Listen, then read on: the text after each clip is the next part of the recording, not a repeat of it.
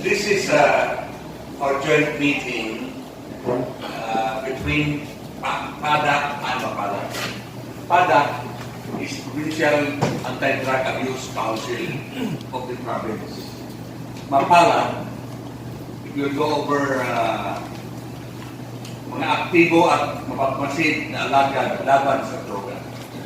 Just a brief explanatory statement. PADAC, both PADAC and MAPALAD are focused on the problem of drug abuse. Okay? PADAC is the Provincial Council as mandated by the Department of the Interior Local Government. MAPALAD is our local counterpart. PADAC is a council which should involve itself with formulating policies regarding drug abuse, what to do regarding the problem. This is a recognition, continuing recognition, that drug is a primary concern by this government, national, local, as well as it should be the concern of everybody. That is why there are national agencies here for present. What is MAPALAD? MAPALAD should be the multi-sectoral group that should involve itself in the implementation of whatever policies and strategies that are adopted by the Provincial Council or PADAC. Because the Council can implement it by itself. That is why MAPALAD was created.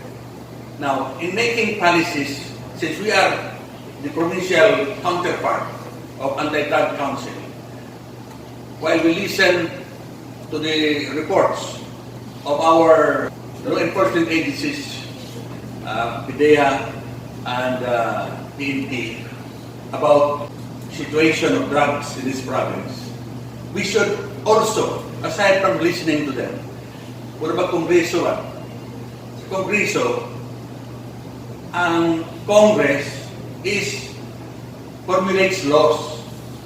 Diba? But before the laws are formulated, Congress listens to resource persons. What is the purpose? Para makaformulate of strategies, policies, and maybe programs with respect to drugs after learning the actual situation of the province. When we say province, it doesn't only involve Bicos. It should be, because the problem is province-wide. The problem is not only even province-wide. It is region-wide. It's not even only region-wide. It is nation-wide. So, after listening to them, which we always do every meeting, we should be able, at the end of the day, like today, we should be able to adopt some strategies, some policies or programs specific to quelling this drug problem in this province, so that the lower councils will be guided. I'm talking of the city, PADAC, and MADAC sa munisipyo, will be guided so that we will become more effective. Ang problema ko din the problem is common to all of us. Province, city, barangay. Bato magkatag-katag kaya tayo guidance din sa province. Magkarason ng mga sa ubos, pagbuhat-buhat o pila. So walay unity, walay harmony, there will be no assurance na ato masulbad ng problema which is become perennial. We are trying to pattern ourselves now with what is being done sa LCAC. The President, through Executive Order 70, issued an order telling all of us, officials as well as the private citizens, to adopt the whole nation approach in solving insurgency in this province, in this country. And there are, aside from national, local, communist councils, doon ay regional, city, for instance, province, municipality, barangay, even barangay. What is the purpose of that? Para doon ay harmony. And I hope that here we'll be able to do that after listening to our resource persons. We should be able to adapt. Maybe not this time, maybe next quarterly meeting that we'll have, na natay prepared na pag-ubang strategiya pa. Ito gano'n ng problemahan ng drugs. And we know that it has been here.